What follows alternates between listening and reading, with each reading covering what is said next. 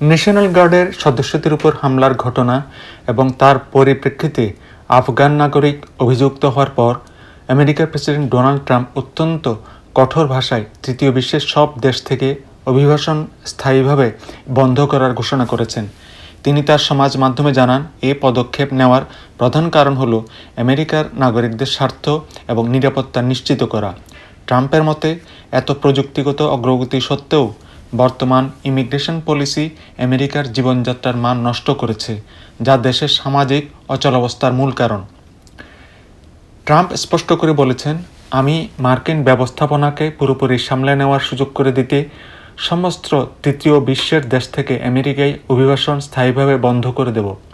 তিনি এর সমাধান হিসেবে রিভার্স মাইগ্রেশন বা উল্টো অভিবাসনের কথা বলেছেন, যা তার মতে একমাত্র এই সমস্যার পুরোপুরি সমাধান করতে পারে।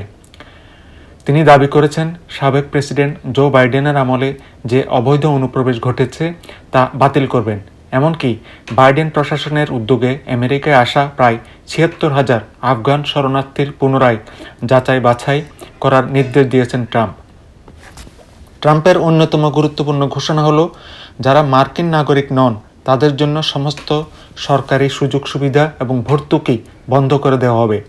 তিনি আরও বলেছেন, যারা দেশের নিরাপত্তার ঝুঁকি অথবা পশ্চিমী সংস্কৃতির সঙ্গে মানানসই নন তাদের আমেরিকা থেকে বহিষ্কার করা হবে। তিনি বিশেষ করে সোমালিয়া থেকে আসা অভিবাসীদের উল্লেখ করে অভিযোগ করেছেন যে তারা এক সময়কার মহান মিনেসোটা রাজ্যকে সম্পূর্ণভাবে দখল করে নিচ্ছে এবং তাদের কারণে সেখানে সামাজিক অচলাবস্থার সৃষ্টি হচ্ছে।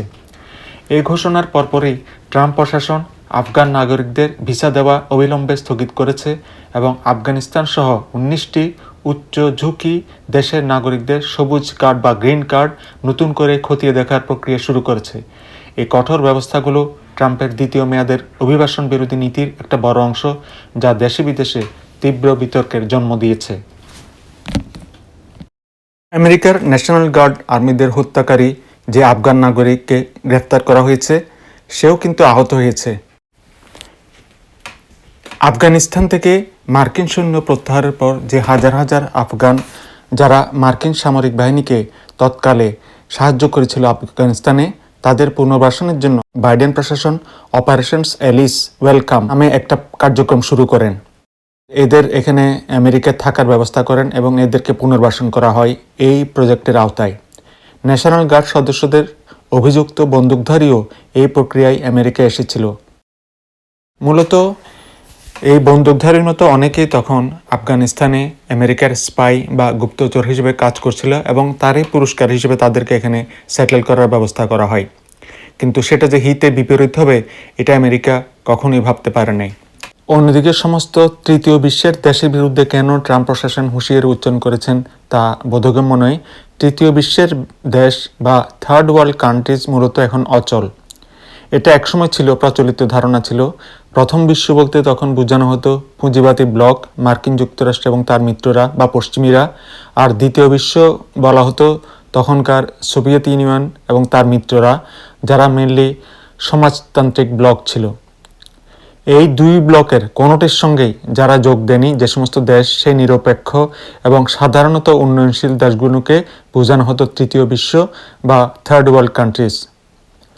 বর্তমানে এই শব্দটি প্রায়ই অর্থনৈতিকভাবে দুর্বল, চরম দারিদ্র্যপীড়িত এবং রাজনৈতিকভাবে অস্থিতিশীল দেশগুলোকে বোঝাতে ব্যবহৃত হয়। সমালোচকরা বলছেন, ট্রাম্প এই শব্দটি ব্যবহার করে জাতিগত বিভেদ এবং এই দেশগুলোর প্রতি এক ধরনের অবজ্ঞাপূর্ণ মনোভাব প্রকাশ করেছেন। তিনি আফগানিস্তানের পাশাপাশি এশিয়া ও আফ্রিকার অন্যান্য উন্নয়নশীল দেশগুলোকে ইঙ্গিত করেছেন। প্রিয় বন্ধুরা, আজ এখানে রাখছি। সবাই ভালো থাকবেন এবং সুস্থ থাকবেন।